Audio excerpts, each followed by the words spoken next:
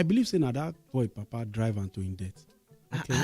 And this is why. Okay. First of all, from the video, you follow one way. Yeah. You follow one way. Yeah. And you know the police where we get. You know the enforcement style where we get. Yeah. They stop you.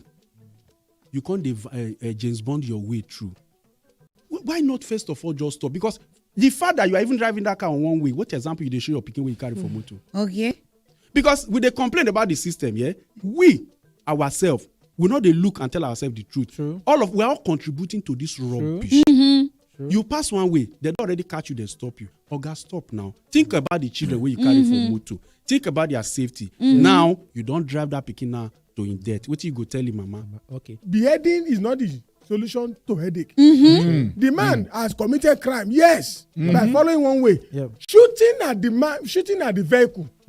Does that make sense? Nowadays, when you are in technology, the way technology is now, you don't need to pursue somebody. Okay. Shebi is in Lagos, they say that if you pass where traffic light is, when you come to renew, you will pay. Camera. They will capture you. Yes, please. Technology to stop you from chasing after people have been available since. Chook mouth.